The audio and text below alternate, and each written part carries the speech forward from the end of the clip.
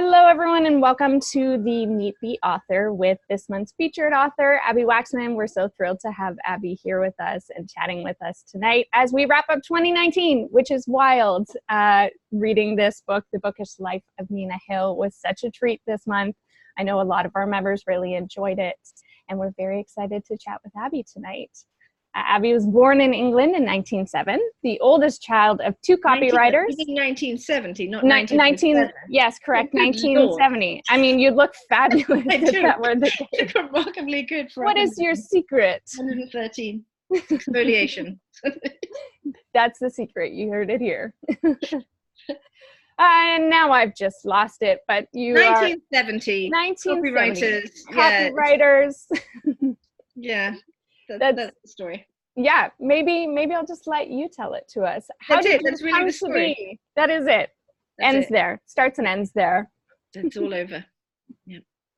And there it is. That is it. That concludes it right now. Okay. How about you tell us, actually, Abbi, how did you get into writing? How did this come to be? Well, I got into it because, my mother's a writer. And so, like most people, I grew up thinking that's what grown-ups did. And then only later on you discover that actually grown-ups do much more serious work as well as that.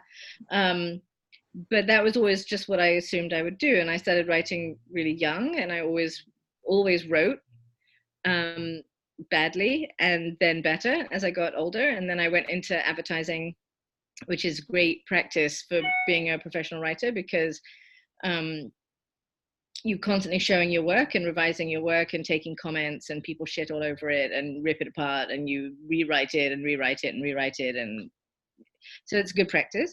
And so I wrote a couple of terrible novels that never saw the light of day. And then gradually they got better, and I got an agent, and the rest is history.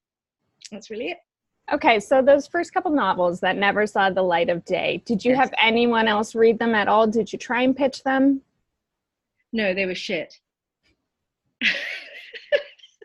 How did you know they were shit? Because they were just obviously terrible. The first one was about a woman. My mother writes murder mysteries, right? She writes detective fiction. And that's what I always wanted to do. So I don't quite know how I'm not able to do it. I'm not able to do it, but that's what I would like to be doing instead, because that's better to me. But it was about a woman who refurbished houses. So it's sort of a cozy mystery. A woman who refurbished houses and somehow discovered a tunnel that was part of the Underground Slave Railroad. I mean, it was just ridiculous. The book was ridiculous. But it was the first one I'd finished.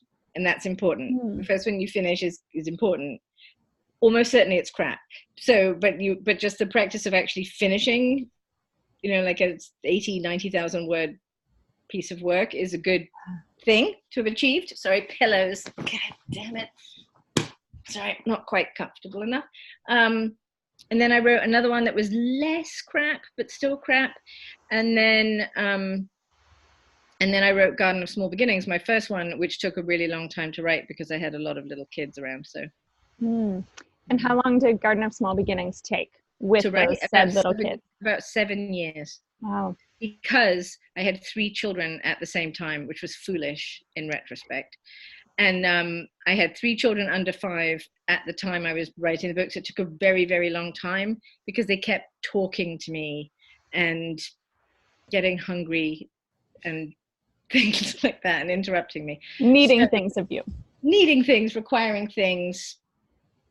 Yeah, so that took a really long time. And then the subsequent 4 books have each taken about 6 months each, because the little buggers have grown up and are now in school, and and mostly are all teenagers now and could not want anything less than to spend time with me. So I have all this time now. So it really works out for you that they grew up a bit and became their own. They hate me. They want it. The last thing they want to hear from is me. So yeah. All I have to do to get some time to write is to basically say, "Ooh, I was listening to the radio the other day and I heard this music I think you'd really like." And then there's this whistling sound and they all just leave the house. It's great. That's a really great cue just for when you want to clear the room. Yeah, or I could say, "Oh, I saw this thing on TikTok," and then they just, wait, I lie, because here comes, look, Here is my 17-year-old daughter. Oh, hi. Hi. With a cup of tea for me. That's quite hot. Thank you. That is what can happen if you beat your children regularly.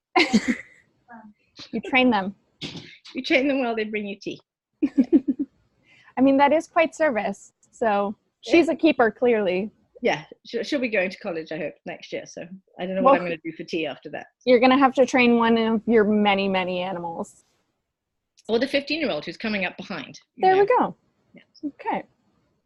So moving from Garden of Small Beginnings, what was your process like once you had finished that book and you wanted to get it out there into the world? You had now written 3 books and you decided this one is good enough. Yes. Well, in between, there was another book, which was, I ghost wrote a book for a celebrity who shall remain nameless.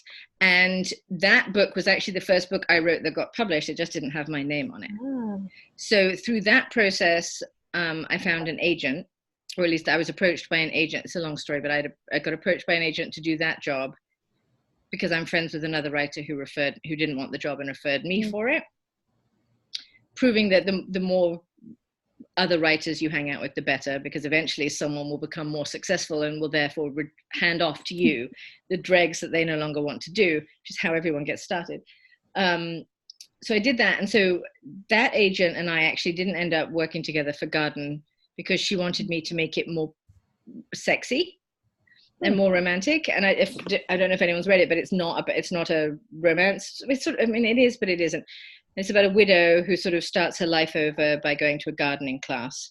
Sounds dreadful. All my books sound dreadful when you describe them. My sister says my books sound like such dross. And when she describes them to her friends, she'll be like, oh yeah, my sister's a writer. And I'll say, oh, what does she write? Well, her first book was about a widow with small children who goes to a gardening class. And she said, and their faces just sort of fall. And then she says, and then the second book is about a woman whose neighbor has an affair and destroys their whole neighborhood, and their faces fall a little more. And then the third one is about a millennial with an anxiety problem who works in a bookstore, and then they just leave, but hopefully they're better than they sound in description. But anyway, this particular agent wanted me to make the first one a little bit sexier because 50 Shades of Grey had just come out. And so if it didn't have a nipple clamp, it wasn't going anywhere at the time. So, and I was like, it's not. So we parted ways. And then I subsequently got another agent, fortunately. And that's the agent I still have. And no nipple clamps were needed in any of your future books? Not while writing and not while reading. No. Thank you for specifying there. Yes, never have I clamped a nipple unless it was with a small child who was supposed to be there in the first place. So, yeah. Oh my goodness. I just want to let you know, I'm not sure if you have the chat window open and can see this note from Colleen here. She's saying she's watching with headphones because she's still working and on calls, but she's getting in trouble for laughing out loud so much throughout this interview. So, well, they know. See, at Colleen's office, they know about her and the nipple clamps, so that's why. They're like, oh, she's clamping again over there. Colleen. So no, I can't see anything that you guys are saying. You could be discussing my double chin. Well, if you want to see, if you like hover on your Zoom thing and get the icons to show up at the bottom, there is like a little speech bubble that says chat. Yes. Yes. See? So you're not missing anything, and now everyone knows they can't say anything bad about you because you can see it. So look at me double, what you calling it? Multitasking. Look at you go. I know. I definitely want to talk about the bookish life of Nina Hill, and we need to know how much of you is Nina, and or how much of Nina are you? Nina is much younger than me, obviously, and thinner and better looking and has more time. She is everything I would like to have been when I was that age, but wasn't. So yeah, she's very, I'm not as introverted as she is, but I definitely prefer cats and dogs and children to people, to grown people, real people. And the trivia stuff is me. I don't do a trivia team, but I do all that. I do like pointless information and movies. She's read all the same books as me, seen all the same movies as me, surprisingly. Is obsessed with the same TV shows as me. And I always wanted to have red hair. So that's the relationship. Where she came. So she's all the that better version of me. She's what? Sorry? She's the better version of me. I don't know if I'd go that far, but I mean, she's pretty great. She's the sexy 27-year-old version. Yes, but I'm 50 next year, so I'm much, much older than her. Well, just a couple of years on her. Nearly twice. Okay, she'll get there too in this literary imaginative world. Oh wait till I do the sequel when she's in her 50s. That's going to be hilarious. Would there be a sequel? Yeah, maybe. I have talked about it. And you were the first to know, and this is a first announcement here right now, is that on Saturday I will be releasing a free Nina Hill Christmas story. Very exciting. Thank all you of you to go and get for free from my website. Okay, we will link to that for sure, and we'll let our members know that that's coming out on Saturday. That's very exciting. Yes. So can you tease what happens to Nina at Christmas? No. Okay. We're just going to find out. You'll have to wait. Perfect. It's just a short story. It's not, it's not even a novella. It's like here's what happened is that everyone has been so nice to me this year about Nina, and Nina has done so well. And I really like her character, and I like the other characters very much. And so people kept asking me about a sequel. And the thing is, I already know what I want to do. Well, one, I just already wrote another book that is going to come out next summer. So it couldn't literally be the next book because the next book had already been written.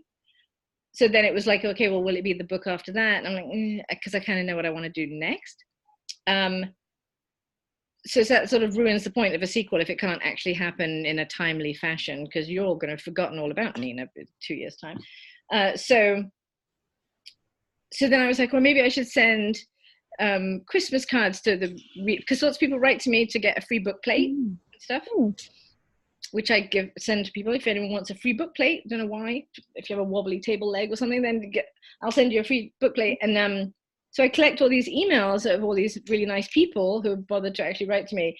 And I was like, oh, I should send them all a card, or I should send them all. And I was like, I'll write the fuckers a story. So that's what I did. So I wrote you guys a story. I think that's a pretty great gift. Sweet, sickeningly, nauseatingly holiday sweet. That's all I'm going to say. 'Tis the time. We'll take that. Yeah, I just leaned into it. That's what you got to do every now and then, For fun, just for fun. Any intentions ever to write a full Christmas story, book, novel? I don't know. It's not really. It's something I'd never thought of until I suddenly did it. So which is true of so many things in my life. I'm sorry, the light's behind me. So I don't know. We'll see. It sounds like you have a lot on the go, which I do want to get into in a little bit, but I still want to talk about Nina a little bit. So I might do more short stories as well. I'm thinking I might do, because this one is sort of, the characters from Garden show up in this one too, in the short story, in the Christmas story. Fun. And so I might do a short story about her I guess he's her nephew, Peter. Everyone loves Peter. I like Peter. So I might do a short story about him at Valentine's Day. Maybe I'll do one in the summer. I could maybe do it a few times a year. Love it. The publisher likes the idea. She doesn't like that I'm giving it away for free. Of course. Right. That does tie into a question, though, that we had from one of our members. She wanted to know, will any of the other characters get their own stories in the future? So the other characters from Nina? Yes. Maybe. I mean, I like Liz. I have to be careful of, because Liz is a real person. Liz is actually the manager of the actual bookstore Chevalier's, which is the bookstore in Larchmont that it's based on. And so Liz, I can't do Liz is in the Christmas story, but I can't really do a whole book about her because she does actually have a life.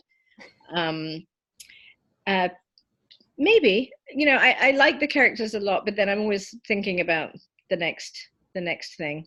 Mm-hmm. And sometimes I think about, I like Claire, the little kid from the first book, a lot. So sometimes I think about doing a kid's story, but I'm hopeless at it. So I try, but it doesn't ever work. So, well, you know, it took you 2 tries on the first book, or on your first 2 books, to get to the third. So maybe, never say never. No, I could write all kinds of crappy books between now and the next one. I have endless time to write crap. So, but you know, I'm sure your publisher is like, we want these things that are coming out next summer, and I want to hear a little bit more about your next idea.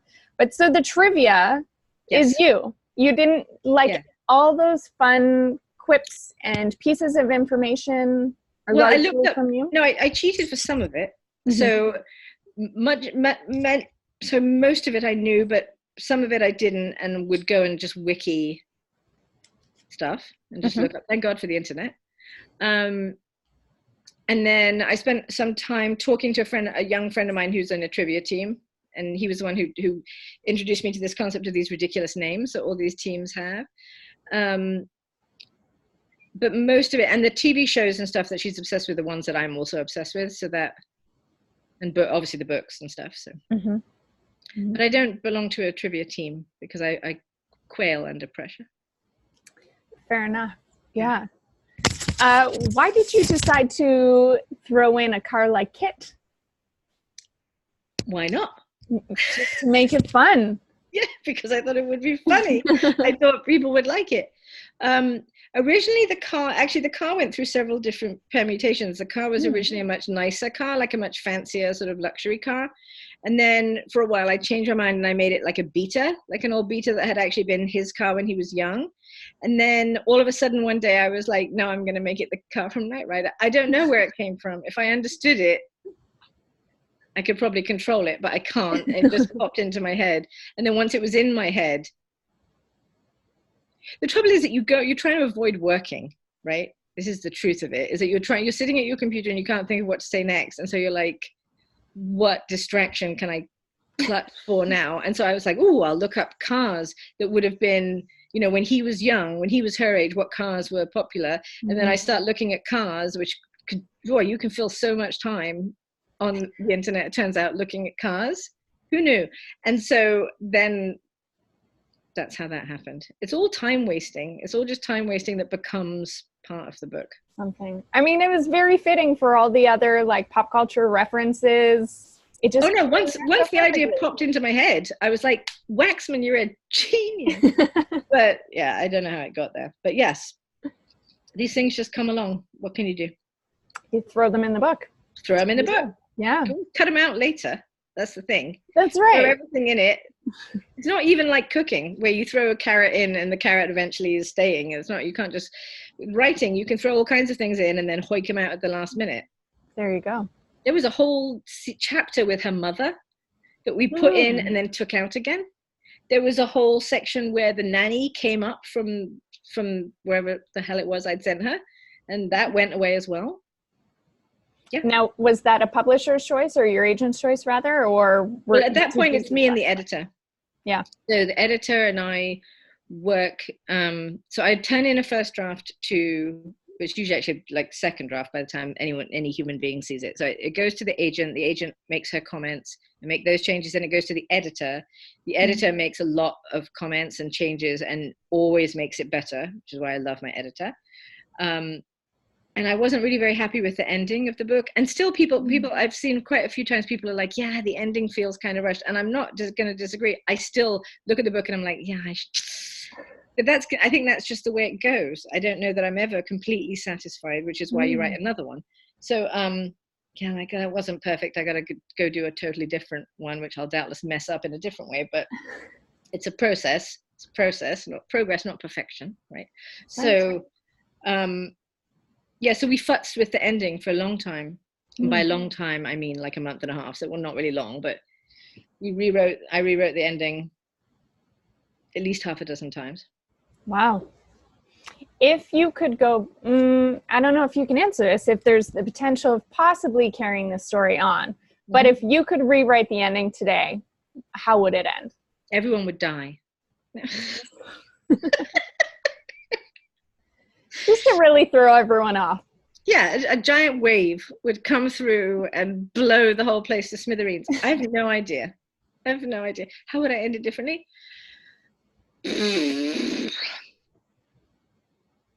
No idea. Yes. Fair. Yeah, it's once it's done and out, It's done. it's done. It is its own thing now. It's not mine anymore, it's yours. So it's, yeah, I don't know. Yeah, fair. I want to know, do you organize your bookshelves like Nina? No.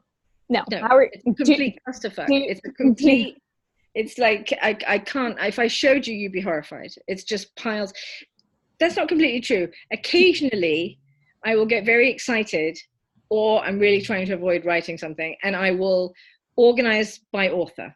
That's as far as I'll go. And like the bookcase in my bedroom, which I could show you, but I'm not gonna, is, because it's really embarrassing how much laundry is piled around on the floor, is all Golden Age mysteries, which is my favorite kind of book to read.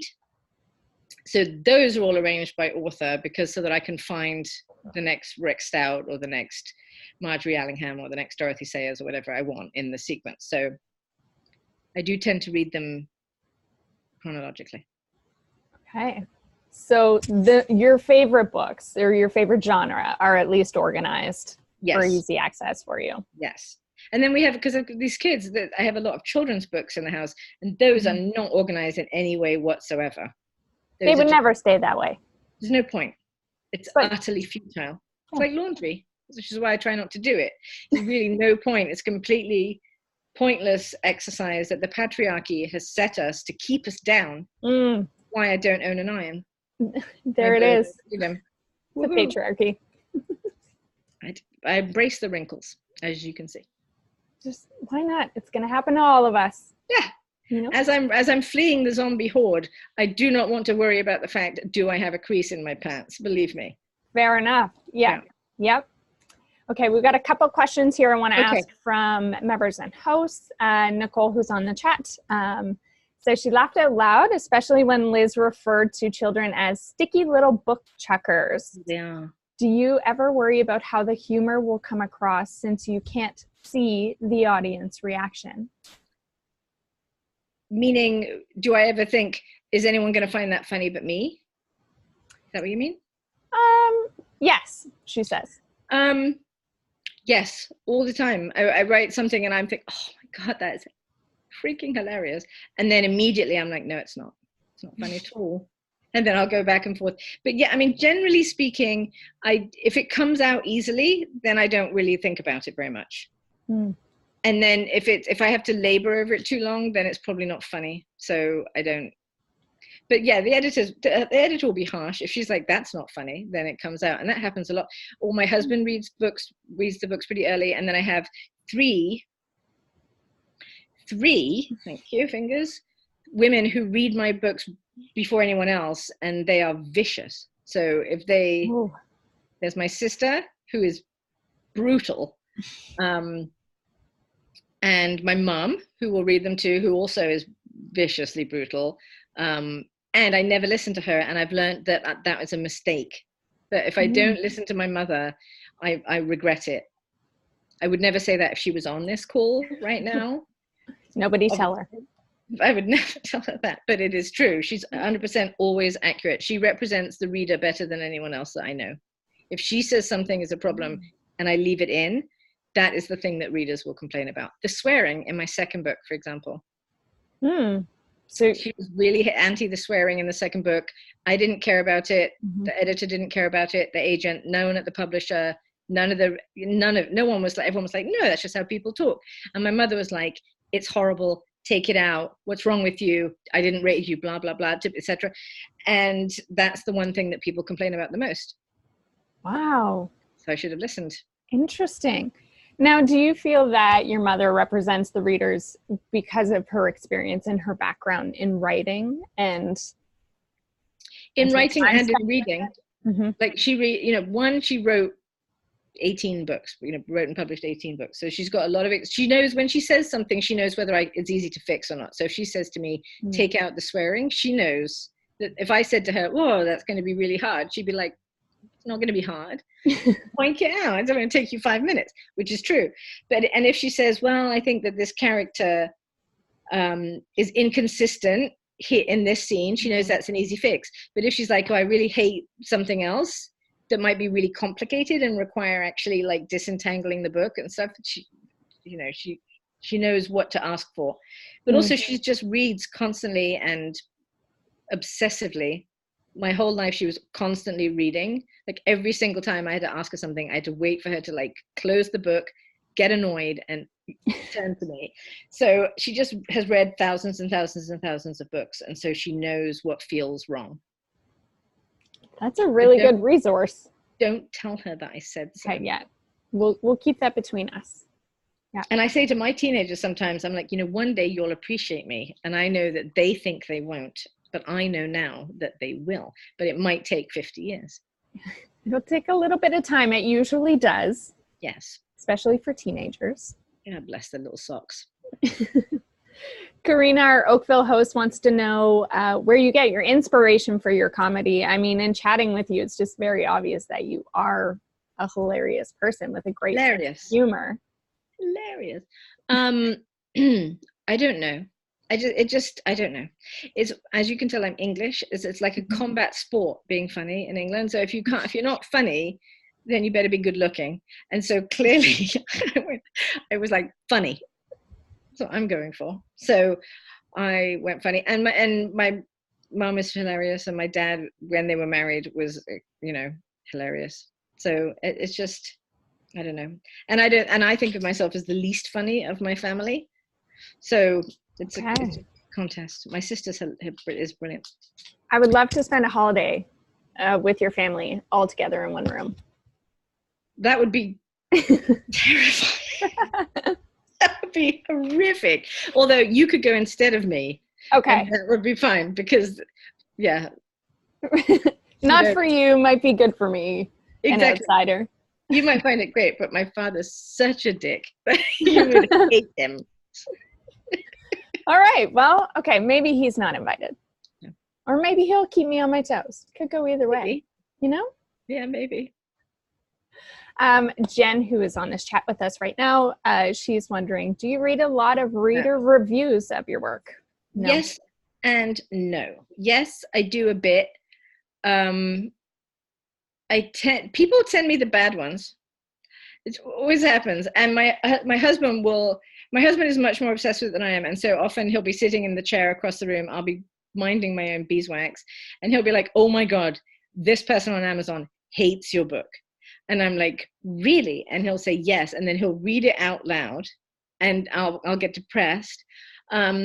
Although sometimes people really don't like the books and they go into long, exhaustive detail and they write pages and pages. And I'm like, don't read it. If you don't like it, throw it. I don't get it. But yeah, I mean, I like the nice ones better than the mean ones, but the mean ones are really funny sometimes. And, generally speaking, like I said, having worked in advertising for 2 decades,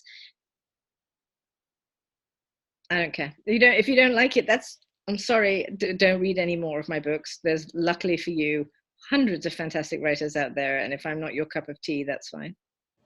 I think that's a great outlook to have. Not much else you can do about it, right? Yeah. I mean, you can't do anything about other people's opinions. So you might as well just plug on. Mm-hmm. Mm-hmm. Fair enough. That's what I think. I like that. Jen would throw something. You should come over. The thing about it, my husband as well, is he's no good at dodging. No good. He would have no idea it was even coming. He'd be reading the thing and you could throw something, it could bean him. He would never even see it coming. It's great. He's not very athletic. So check things at him and it will work out. Sporty. I didn't marry a sporty guy. So you married a man who will read you negative Amazon reviews of your work. Yeah, because we've been together like 24 years at this point, so he knows that he's all right. We're good. I'm not going to leave him because he's reading me a bad review, so it's fine. Fair enough.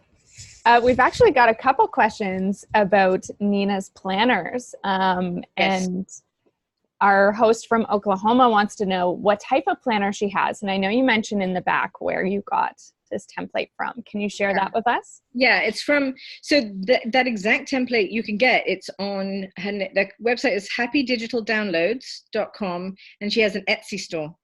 So I found them on Etsy and I looked at hundreds, again, another fat 3-4 hours spent happily, honestly, happily, delightedly, in fact, scrolling through Etsy downloadable templates. It's like these things, there are dozens of them. They're awesome. It's like everything you could possibly want for organization is all there. It's great.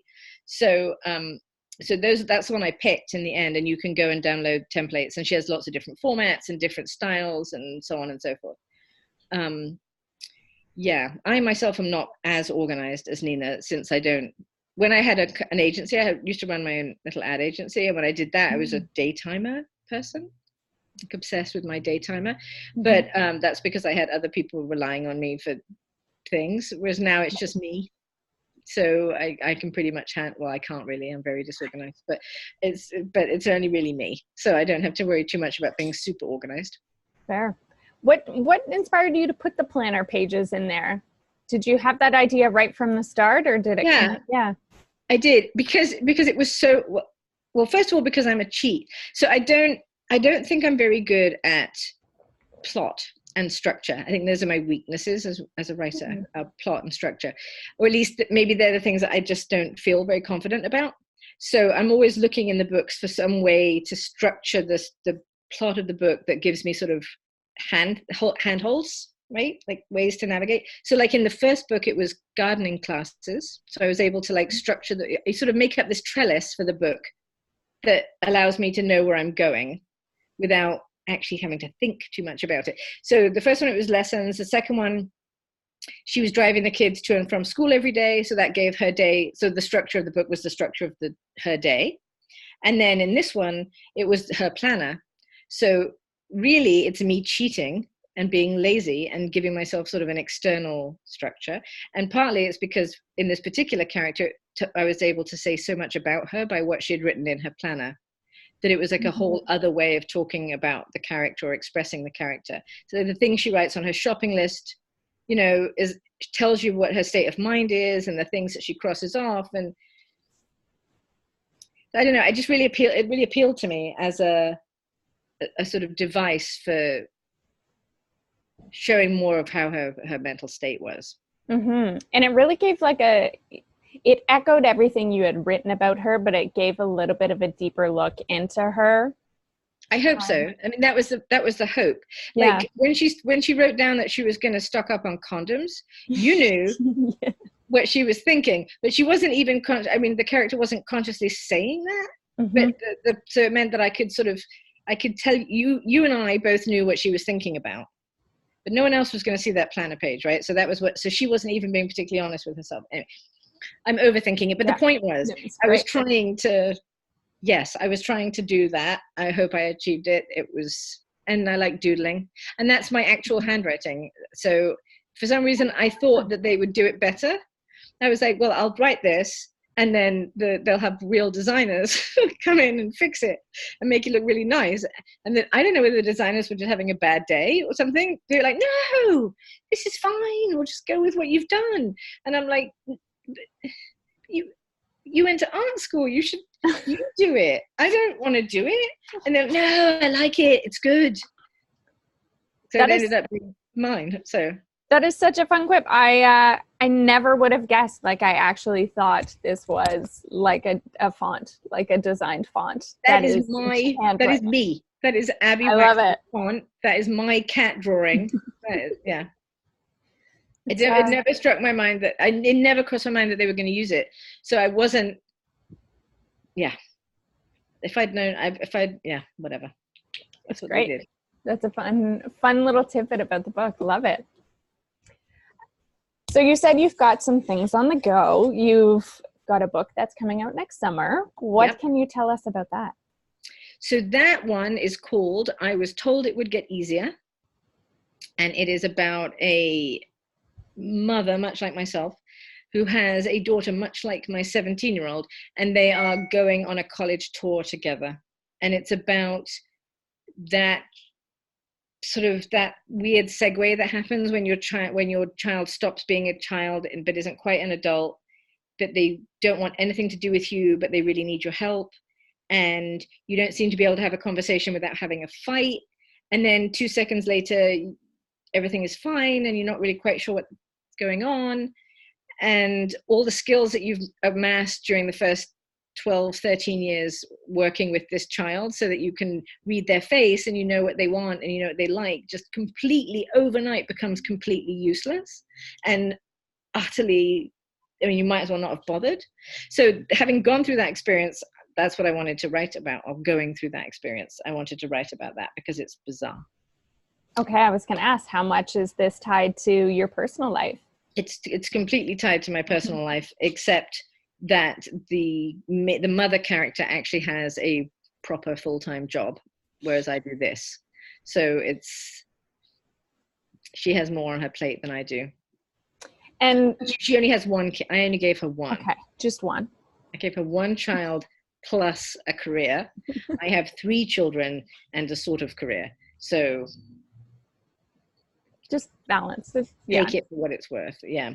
So yeah, it's about, they go on this college tour that people go on, where you go from college to college with a group of other parents and kids, and it's about on the East Coast. And so it's, even though she's from here, she's from Larchmont, she's another Larchmont character, they travel up the coast, and it's about all the shenanigans that ensue.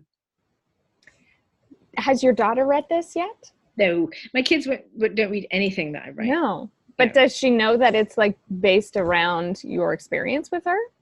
Theoretically. If she's been paying attention to anything I've said, which is questionable.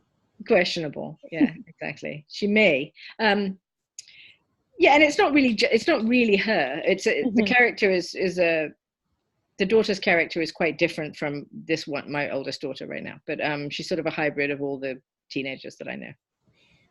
There are lots of them. You've got experience with them by the sounds of it. The thing is, if you have 3 teenage daughters, before you know it, there's a whole clump of teenage boys that are hovering around the house like flies, and so you get to know them too. So, yeah. Okay, so summer of 2020 is when we can expect that. Now, you were talking about how you struggle with structure. You said that you feel that's part of your weakness as a writer, and you talked about how you've had structure in some of your previous books. What is the structure of your next book? It's the itinerary of the trip. Their college tour. The book was called The Itinerary the entire way through. And I can't even begin to tell you, because we don't have time, how many different titles I had to propose before we ended up with the title we ended up with.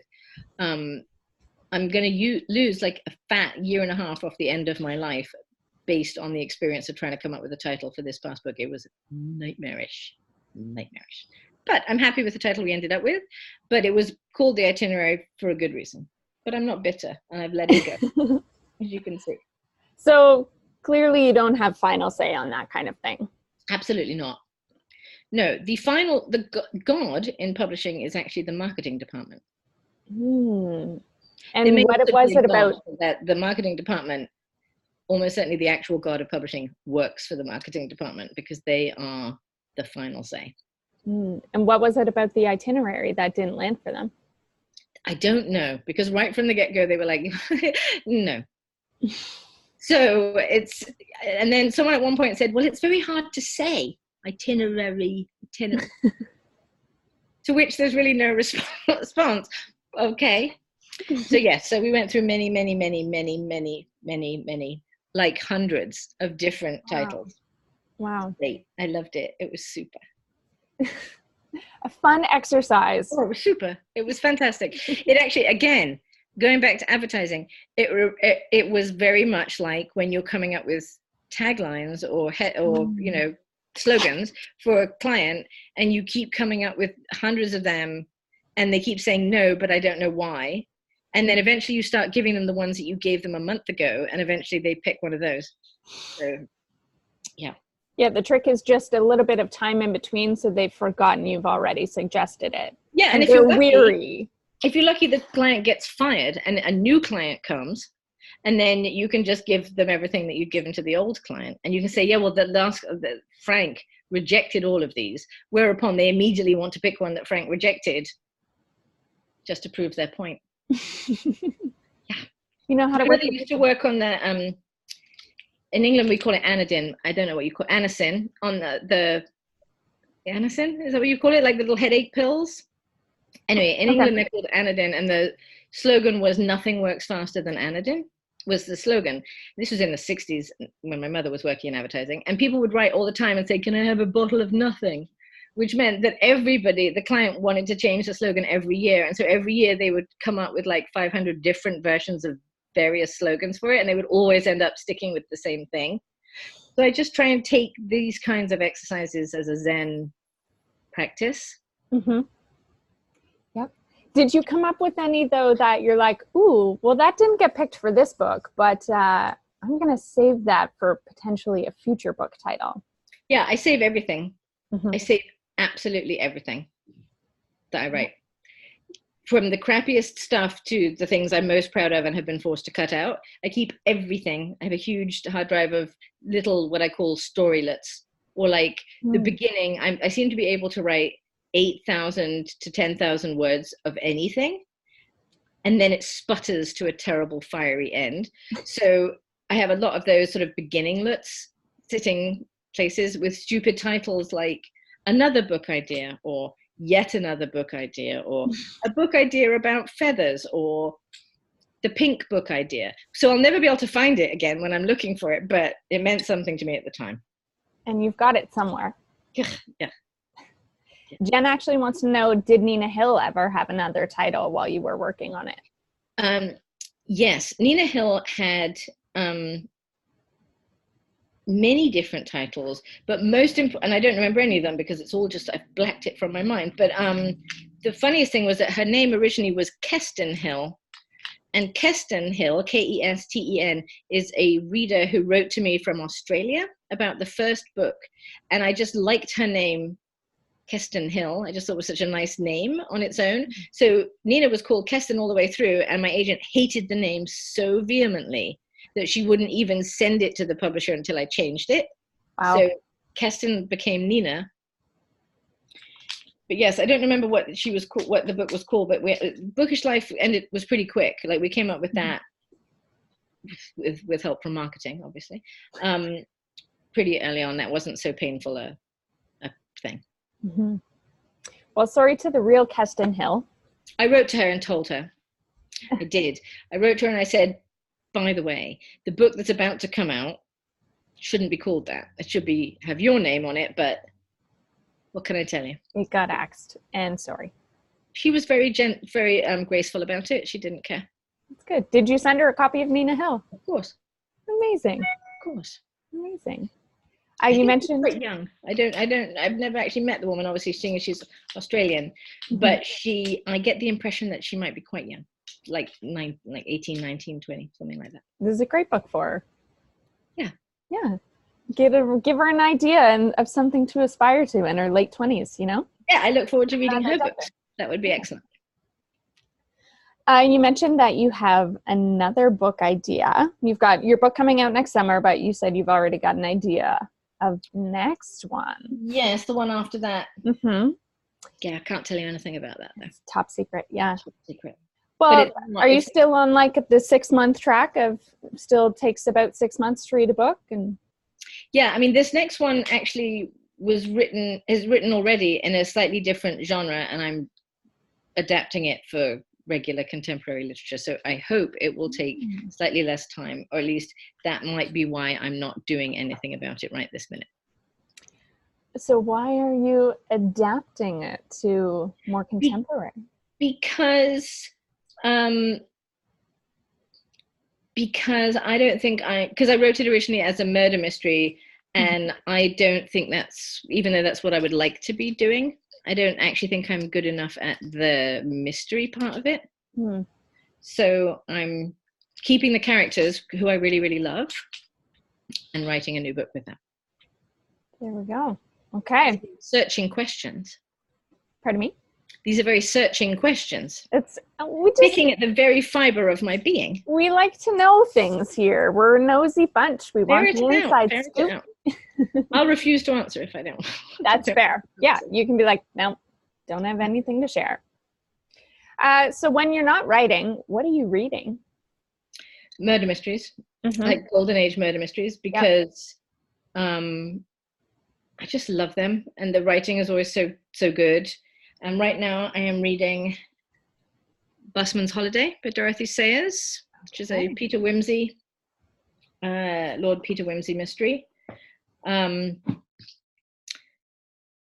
I can't read my genre. I can't read contemporary fiction while I'm writing, because I either become incredibly depressed because it's so good, or I worry that I'm going to steal from it. So then I don't. So I tend to read murder mysteries or nonfiction when I'm actually working. What's your latest nonfiction book that you're reading? I just read, I've been reading You Should Talk to Someone. Is that what it's called? By Laurie Gottlieb. I think You Should Talk to Someone, or You Should Talk to Someone. It's about a therapist. She's a therapist, and it's about her going into therapy. It was a really good book, very good. Okay. Reading that. And then before then I was reading No Visible Bruises, about domestic violence. Serious. Not light reading. No, I don't read. I don't actually read the light fiction that I write all that much. Well, I understand if you're afraid of being influenced by it, or comparing to it. Yes, and also it makes me feel like there are so many people who write so much better than I do, who do a better job of writing the nonfiction stuff that's really important. So I like to read their work. And then, there are some humorous writers I read. I always read David Sedaris' new book when he comes out. I love the Bloggess. The Let's Pretend That Never Happened is the one book I consistently recommend to everyone. If they say, what should I read? I'll say, you should read Let's Pretend This Never Happened by Jenny Lawson. It's the funniest book in the world. Make a note of that there. Our ladies are always looking for book recommendations. Oh my God. I had to stop reading that book because it came out a few years ago. It's got a picture of a mouse, a taxidermied mouse on the cover, which is how I knew from the get-go that it was going to be my kind of book. And then I was laughing so hard that I woke up my then toddler and I had to stop reading it because I kept waking up the baby, and I was like, I have to stop. It's so tear-inducingly funny. She's brilliant. It's amazing. Love a good book. I found I laughed out loud a lot during Nina Hill, and I don't think I have a sense of humor normally. So this, I just strange statement to make. I laughed out loud repeatedly during this book, but I myself have no sense of humor. That doesn't make sense. Things that people normally find funny, or like the popular comedy movies, for example, don't appeal to me. Maybe it's just because I just related to Nina so much, and there were some Nina-isms that just made me laugh, and I think it was very easy to see myself in her. And I saw similar comments like that from our girls, especially with the introversion and the love of books and sort of the nerdy knowledge. So I just found her completely relatable, and I think this was such a great book for a book club community of women specifically. Okay. It's been such an enjoyable month reading it. And laughing at a book is a different thing as well, because you're not on display, right? If you go to see a movie, everyone's laughing sort of publicly, and so if you don't laugh, then you feel awkward, which of course ruins any chance you have of laughing. So a book, if it's in your head and it's funny, it's easier to laugh, I think. Can you hear my dogs going berserk? I can. They're such bastards. I would yell at them, but then you'll all go deaf. Probably a leaf fell outside the house or something. That happens, yeah. Marilyn wants to know if you think your novel will ever be made into a film. Nina? Yeah. I would like it to be made into a film. I think it would be a really cute film. And when it first came out, my agent was all full of beans about it. She's like, oh, Netflix is going to snap this up. It's going to be great. And so I foolishly believed her. And that is not what happened. Lots of people read it. Everyone was like, oh, this is, I heard this should be a great movie. Nothing. Sound of crickets. What can you do? Where's Reese Witherspoon at? Seriously. Come Although on. they're making Other People's Houses into a TV show, like a limited thing, like Big Little Lies, like a short thing. And actually, the Poor Woman's Reese Witherspoon, Sarah Michelle Gellar, or Buffy, as I like to think of her, she's the one who optioned Other People's Houses. So Okay. hopefully there'll be less swearing. Otherwise, my mother's going to be completely peevish about it. Yeah, and you'll get some more, It's going to be on network, so there's no way there's going to be. They can do it. No, they can't. Do you know anything about who they're casting, or is that all tight-lid? Not a dicky bird. Literally, I know as much as you know, because that's what I know, is that they've optioned it. The NBC sent me a little check, and I've heard zip ever since. The local newspaper was like, can we interview you about the TV show? And I said, you could if I knew anything about it, but I don't know anything about it. It'd be a short interview. Diddly, nothing. I'm just one who wrote the book. I am meaningless to the TV process. Okay, well, we'll wait for news from you. When yeah. The main character, Frances, in my head is Molly Shannon. Mostly because I happen to be lucky enough to know her because she lives in my neighborhood. So we became friends because our kids became friends. And so when I was writing the book, she was the actress I had in my head. Mm-hmm. Also because I think she's actually a very, very good actress. Like if you've seen that movie where she played other people, it's actually called Other People, where she's dying of cancer. She's so good. She's a very, very, very good actress. And I think she'd be great in the part. But again, my opinion means goose egg. Yeah, so. No weight to it. Well, fingers crossed that it works out that way. Yes. Mm-hmm. Yeah. Is there anything else you want to add? I realize we've just been having such a great conversation that almost an hour has passed now. Because I've just been wittering on, that's why. Because that's the best kind of conversation, though, is when you're not looking at the clock and all of a sudden you're like, where's the time gone?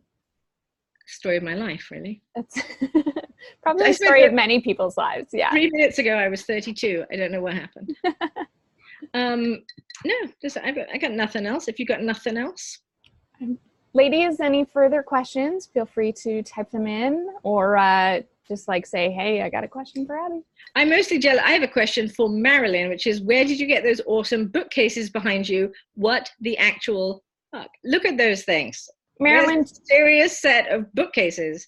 I've unmuted you, Marilyn, if you want to speak versus type. Yes, I guess the guy I was living with before left them behind when he left. Excellent. You came out ahead on I that. inherited those, yes, that's right. And so I have a lot of books, as you can see.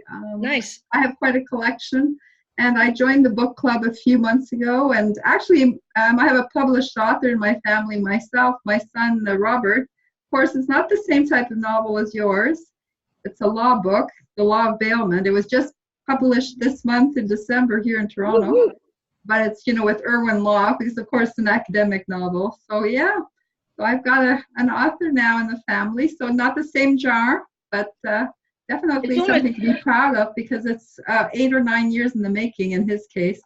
Very lengthy book, but it's a pleasure to talk to an author. I mean, we read so much, but we don't know, I guess, the thought process and how long it actually takes to write a novel.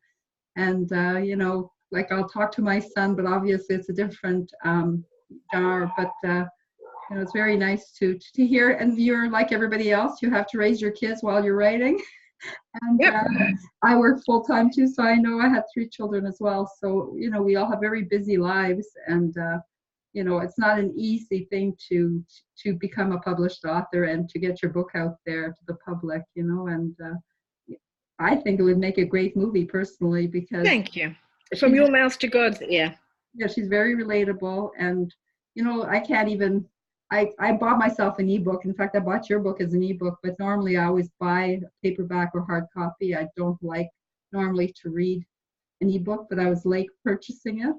But we have many ways to read now, right? But I know, it's nice. For the old way with the novel in my hand. I don't think stories care. I really don't. I don't have an axe to grind on this one at all. I think the story doesn't care.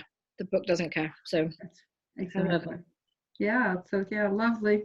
Thank you. It was very nice to talk to you and to. It's been very enjoyable looking at your bookcases. Oh, thank you. There's a whole story behind a lot of things in my home. So excellent. I'll be round later. So yes, good. That's right. Thank you. Amazing. Abbi, thank you so much for taking the time to chat with us. Tonight has been so great. You're hilarious. It's been such a pleasure and such a treat. Thank you for giving us some more insight and giving us some exclusives. Very happy to share that with our community of readers. So thank you so much. Yeah, look out for my Instagram announcement about the story when it goes live. Yes, yes, we'll be keeping an eye, and we'll definitely share it with our community so that they can read Nina and see what she's up to at Christmas time. Yeah, catch up. Yeah, exactly. Thank you so much. We really appreciate it. My pleasure. Can't wait to see more from you and read more from you in the future. I hope you like the next several books. Yeah, we look forward to it for sure. Thank you so much, Abbi. Have a great night. You too. Bye-bye. Thank you. Bye. Bye, everyone. Thank you for joining us. Have a fabulous night and a fabulous holiday. Yay. Yay.